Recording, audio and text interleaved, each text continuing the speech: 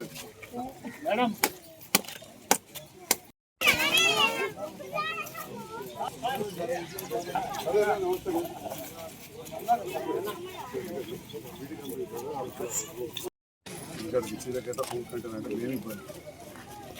నమస్కారం అబ్బా.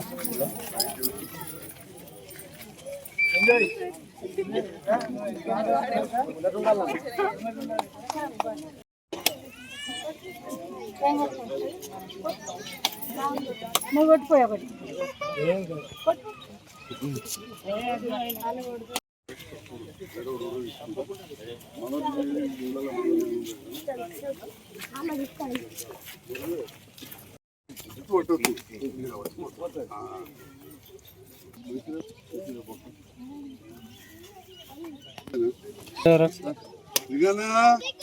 ఓ నా దోస్తు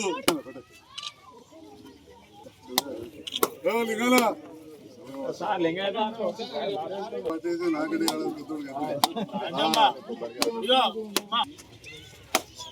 గంగారం ఇంటి పేరు ఏముంది మన దోస్తు యూఎస్లే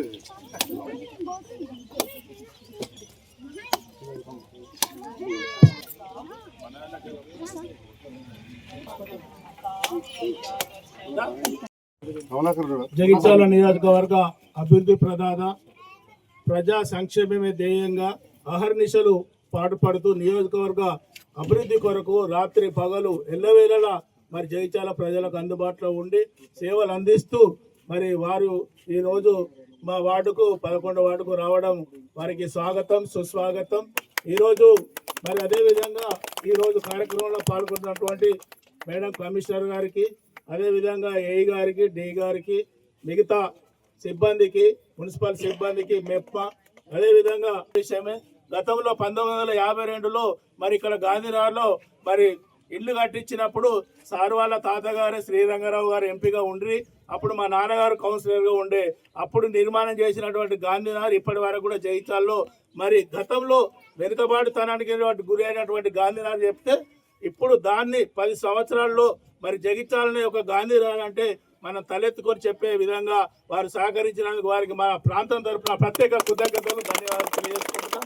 అదేవిధంగా ఈరోజు కార్యక్రమంలో 20,50,000 రూపాయలు ఈ సీసీ రోడ్డుకు, అదేవిధంగా 15th ఫైనాన్స్లో 5,50,000 ఈ పక్క మరి డ్రైన్ కూడా కట్టడం జరుగుతుంది. గతంలో మన దాదాపుగా మన 2,23,00,000 రూపాయలు మన జగిత్యాల 11వ వార్డుకు ఎమ్మెల్యే గారు మరి నిధులు కేటాయించడం జరిగింది. అందులో దాదాపుగా మరి చాలా వరకు కూడా పనులు మనం ముగించుకున్నాం. కమిషనర్ మన ఆఫీస్ నుంచి నాకు ఒక ఫోన్ వచ్చింది, ఇంకా 1 కోటి రూపాయలు మీకు వార్డుకు పెట్టాలని చెప్పి ప్రపోజల్ తీసుకున్నందుకు వారికి నేను ప్రత్యేకమైనటువంటి కృతజ్ఞతలు ధన్యవాదాలు తెలుసుకుంటున్నా. మొదటి నుంచి కూడా మరి మంచినీళ్ళబాయి దగ్గర నుంచి 18 కోట్లతో కూడా మనకు డబుల్ రోడ్ కూడా శాంక్షన్ చేయడం జరిగింది.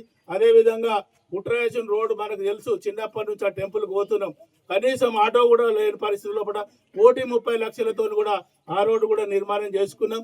అదేవిధంగా ట్యాంక్ బండ్ 3 కోట్లతో ట్యాంక్ బండ్ నిర్మాణం చేసుకున్నాం. దాని పక్కనే అర్బన్ పార్క్ కూడా ఏర్పాటు చేసుకున్నాం. ఆ విధంగా అనేకమైనటువంటి మరి కార్యక్రమాల్లో నిరంతరం గాంధీనగర్ అంటే ఒక ప్రత్యేకమైన అభిమానులు.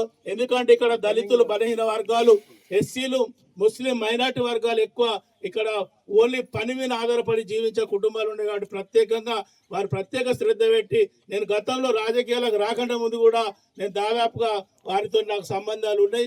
నేను ఒక 50 మందికి కూడా అప్పుడన్నా ఒక ఆపరేషన్ ఉందంటే నువ్వు తమ్మి 50 ఒక్కళ్ళు ఎందుకు నువ్వు క్యాంపు పెట్టాలని చెప్పి హాస్పిటల్లో 50 మందికి క్యాంపు పెట్టి 50 మందికి మరి కంటి చికిత్స చేసినటువంటి మరి డాక్టర్ సంజయ్ కుమార్ గారికి వాళ్ళందరి తరఫున కూడా నేను కృతజ్ఞతలు తెలియజేస్తున్నాను. ఉన్నప్పుడు పార్టీలకు అతీతంగా కూడా మొదటి నుంచి కూడా అందరిని కూడా కలుపుకపోయినటువంటి సంజయ్ అన్న గారు, నేను గతంలో 2 సార్లు నేను మీ అందరి అభిమానంతో నేను 3వసారి గెలిచిన. 2 సార్లు చేసిన దానికంటే ఇప్పుడు సంజయ్ అన్న గెలిచిన తర్వాత 3 అంతల పని మనం చేసుకోవడం జరిగింది. అంటే ఇంకా రాబో రోజుల్లో కూడా వారి సహకారంతో కూడా మనం అభివృద్ధిని ఇంకా ముందుకు తీసుకువెళ్ళే విధంగా వారు సహకరించాలి. అదేవిధంగా మరి డబుల్ బెడ్రూమ్ 4,525 ఇండ్లు మన రాష్ట్రంలో ఎక్కడ కూడా మరి 4,525 ఇండ్లు కట్టలేదు.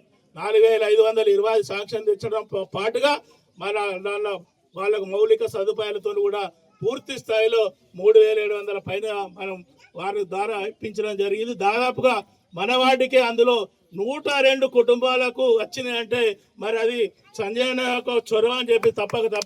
దాదాపుగా 65 మంది మరి ముస్లిం మైనార్టీ పేదలకు వచ్చినాయి, మిగతా కూడా వచ్చినాయి. మన వాటా ప్రకారం ఇంకా కూడా మనకు వచ్చే అవకాశం ఉంది. వారితో కలిసి పనిచేయడం వల్ల నేను మీ అందరికి కూడా సేవ చేసేటువంటి అవకాశం నాకు కల్పించి, తమ్ముడు నీకు ఏది అవసరం ఉన్నా తీసుకురా, నేను చేసి పెడతానని చెప్పి నన్ను అన్ని రకాలుగా ప్రోత్సహించి నన్ను ముందరికి నడిపిస్తున్నటువంటి వారి నాయకత్వంలో మరిన్ని ఇంకా ముందుగా పనిచేసుకున్న దానికి వారి నాయకత్వంలో మనందరం కూడా కలిసి ముందుకెళ్ళాలని చెప్పి మీ అందరికీ విజ్ఞప్తి చేస్తున్నా. గల్లీకి ప్రతి వార్డు కూడా డ్రైను, సీసీ రోడ్లు మొత్తం చేసుకున్నాం, పెన్షన్లు ఇచ్చుకున్నాం, ఇందిరా మిల్లు ఇచ్చుకున్నాం. అదేవిధంగా మొన్నటికి మొన్న మన వార్డుకు మన ఇప్పుడు ఇందిరా మిల్ల కింద 16 మంజూరు పత్రాలు ఇచ్చుకున్నాం.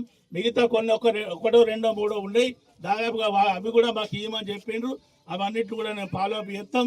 వారి ఆధ్వర్యంలో మన వార్డును ఇంకా ముందుకు తీసుకెళ్లే విధంగా మీ అందరితో కూడా నేను కలిసి పనిచేస్తానని చెప్పి మీ అందరి అభిమానం, ఆశీర్వాదం మరి ఎమ్మెల్యే గారి మీద మా పైన కూడా ఉంచాలని చెప్పి మరొక్కసారి వారికి మనస్ఫూర్తిగా మా వార్డుకి వచ్చి సమయాన్ని ఇచ్చినందుకు వారికి మన వార్డు తరఫున, మన సంఘాల తరఫున కూడా మా ప్రాంత తరఫున ప్రత్యేక కృతజ్ఞతలు, ధన్యవాదాలు. కొంచెం ఇరికిరి ఉన్నది, ఒక 8 గుంటలు 7 గుంటలు ఉన్నది. చాలా సంఘాలు అడుగుతున్నారు, అక్కడ ఇబ్బంది అయింది. లేకపోతే ఆ జాగా వట్టిగాడ పెట్టున్నది, అసలు సాఫన చేసి పెట్టాలి. మా కమిషనర్ గారిని కొడుతున్నామ్మా, ఇని మర్చిపోతుంది దయచేసి. అక్కడ 35వ వార్డులో కూడా అట్లే అయింది. మీరు తప్పకుండా నోట్ చేసుకుని ఫాలో అప్ చేయండి. ఫాలో అప్ చేసి ల్యాండ్ క్లీన్ చేసి మున్సిపల్ ఐడెంటిఫై చేయాలి. దాన్ని బట్టి తప్పకుండా వేద్దాం. మహిళల కోసం ఇందిరా మహిళా శక్తి భవనం 5 కోట్లతో కట్టిస్తున్నాం ధరూర్ క్యాంపులో. మనకు 5 కోట్లతో ఈ నెల చిట్టి విషయాలు దాని గురించి కూడా తప్పకుండా ఆలోచిద్దామని తెలియజేస్తూ నిరంతరం అభివృద్ధి లక్ష్యంగా పనిచేస్తాం. మళ్ళీ ఖచ్చితంగా ఒక ఏడాది లోపల అధికారులందరూ సహకారం తీసుకొని, ప్రజాప్రతినిధుల సహకారం తీసుకొని, ఇక కొంచెం చిన్నగా అటు ఇటు ఉంటే ఇక రకరకాలుగా విమర్శలకు పోకుండా సహకరించాలి. పెద్ద పొరపాటు ఉంటే నేనే ఒప్పుకోను.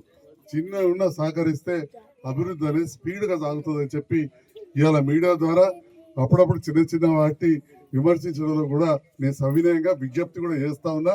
జగిత్యాల పట్టణ అభివృద్ధి మనకు ముఖ్యం, కానీ అందులో అవకతవకలు ఉంటే ఒప్పుకునే లేదు. పెద్ద చిన్న ఏమైనా ఉంటే అవి సవరించుకునే విధంగా అధికారులకు కూడా అవకాశం ఇవ్వాలి. మనం తప్పకుండా చేసుకుంటూ పోదామని చెప్పి సందర్భంగా తెలియజేస్తున్నాం. Thank you.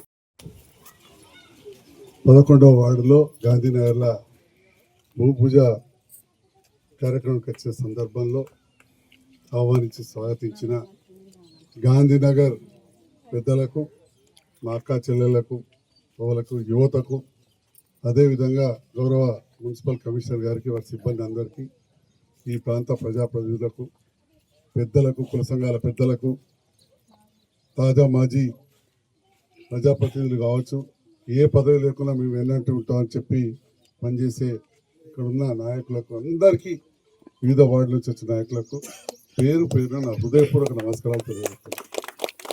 మీ అందరి అభిమానంతో, సహకారంతో నేను గెలిచిన ఈ సంధికో, ఈ వాడకో మొదటిసారి వచ్చినది కాదు, చాలాసార్లు కూడా వచ్చినాం.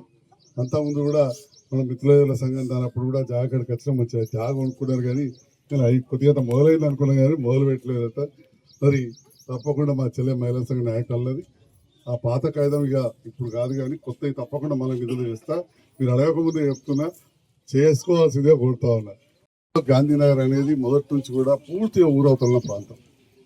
అది ఎప్పుడో ఇందిరమ్మ తండ్రి ప్రధానమంత్రి ఉన్నప్పుడు, ఇంతకుముందు చెప్పారు కొందరు కుటుంబ సభ్యులు, వాళ్ళ నాన్నగారు కావచ్చు, మళ్ళీ ఎదురు కావచ్చు, అర్జున్ రామకృష్ణ పంతులు అందరూ, రామకృష్ణ మొన్ననే వెంకటరావు సార్ చనిపోయింది, అలా బావ వాళ్ళు కూడా ఉండి.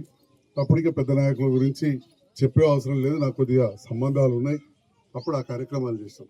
అట్లనే ఇందిరామిల్ల కార్యక్రమం నిన్ననే అంతర్గామకు పోయి వచ్చిన, చూస్తే యాదికి వచ్చింది. ఇందిరామ్మ కాలంలో ఆడ ఇందిరామిల్లు అప్పుడున్న మంత్రులు వచ్చారు, మా ఊరు సొంత ఊరు పక్కకి అంతర్గామం, అవన్నీ కూడా చూసాం. మరి ఇక్కడ కూడా ఈ ఇందిరామిల్లు ఇచ్చే దాంట్లో ఈ ప్రభుత్వం వచ్చిన తర్వాత రేవంత్ రెడ్డి గారి నేతృత్వంలో ఇలా కలిసి పనిచేస్తున్నాం. ఎందుకంటే మనకు పనులు కావాలి. మీకు తెలుసు అప్పుడు వచ్చినప్పుడు ఏం పరిస్థితి ఉండేది. నా తత్వమే కొద్దిగా అందరితో కలిసి పనిచేసుకోవడం. అక్కడున్న పరిస్థితుల్లో వాళ్ళు కూడా ప్రభుత్వంతో కలిసి పనిచేయాలన్నారు. పనిచేయాలన్నప్పుడు మనకు ఇక్కడ కావాల్సింది నిధులు తప్ప రోజు పంచాయతీలు కాదని చెప్పి నేను కలిసి పనిచేస్తున్నా అని చెప్పి కూడా ఈ సందర్భంగా తెలియజేస్తున్నాం. మరి మీరందరూ కూడా ముఖ్యమంత్రి రేవంత్ రెడ్డి గారికి కూడా మనం కృతజ్ఞతలు ఉండాలి. గతంలో గత ప్రభుత్వం చేసింది, మరి చేసిన కాడ ఇలా చూస్తూ ఉంటే మన ప్రాంతంలోకి ఎన్నో నిధులు కావాలి. అటువంటి అప్పుడు నేను పోయి అడగగానే, మీ అందరి ప్రజాప్రతినిధిగా నేను పోయి అడగగానే, రాష్ట్రంలో మున్సిపాలిటీలో అత్యధిక నిధులు గౌరవ ముఖ్యమంత్రి రేవంత్ రెడ్డి గారు ఎవరికి ఇచ్చారంటే జగిత్యాల నియోజకవర్గం అని చెప్పి సగర్వంగా చెప్తున్నాం.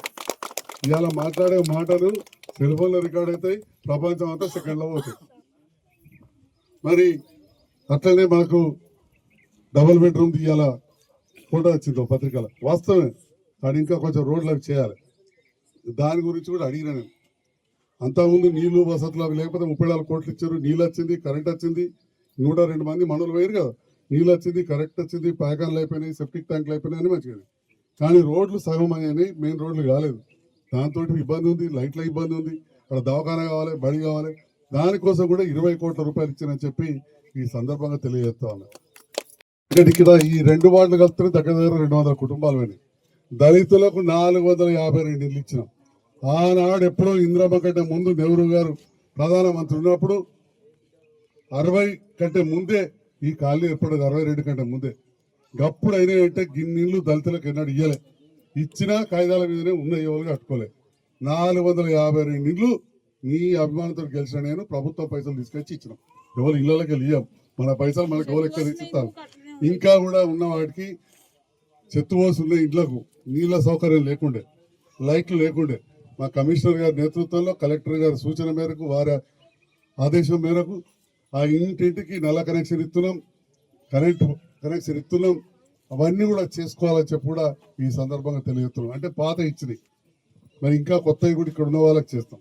మరి ఇక్కడ ఇవాళ 16 లక్షలతోటి ఈ రోడ్డు, 5 లక్షలతోటి ముందర సీసీ రోడ్డు భూమి పూజ చేస్తున్నాం. ప్రతి నిత్యం మీ మధ్యలో ఉంటున్నా, అన్ని రకాలు ఉంటున్నా. ఆనాడు ఎలక్షన్ ప్రచారంలో వచ్చినప్పుడు చెప్పాను నిలబడి, ఈ రోడ్డు మీద ఎందరో చచ్చిపోతున్నారు, చాలా యాక్సిడెంట్లు అవుతున్నాయి, ఖచ్చితంగా ఈ రోడ్డు పెద్దగా చేయిస్తా అని చెప్పిన అన్నమాట ప్రకారం ఢిల్లీకి పోయి, అది ఢిల్లీ రోడ్డు, జాతీయ రహదారి అంటారు, రాజకీయాలు పక్కకు పెట్టి అధికారులను కలిసి ఆ రోడ్డు 18 కోట్లతోటి బ్రహ్మాండంగా చేయించిన విషయం మీ అందరూ తెలుసు. మీ అభిమానంతో గెలిచినప్పుడు ఒక్కొక్కటి రుణం ఎన్ని తీసుకున్నా ఇంకుంటాయి, ఎన్ని చేసినా ఇంకుంటాయి. ఆ రకంగా చేస్తా ఉన్నాం. మరి ఇక్కడ నుంచి పూర్తి బీద వాళ్ళు ఉంటారు. మన లింగాన భార్య చచ్చిపోతే కూడా పోయింటి, ఆడికెళ్ళి ధన్వంతరి టెంపుల్కి వెళ్ళి ఎల్ఎల్ గార్డెన్కి రోడ్డు ఉంటుంది, మీకు ఇరికే. అది చాలా బురదమయం ఉన్నది.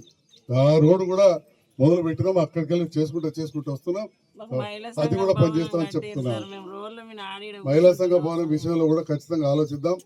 ఇప్పుడు మహిళల విషయంలో మా మెప్ప సోదరిమల్లు కూడా ఉన్నారు, ఇక్కడ యువ గారు ఉన్నారు, లేదు కానీ మా రజిత గారు, రాధా గారు ఉన్నారు.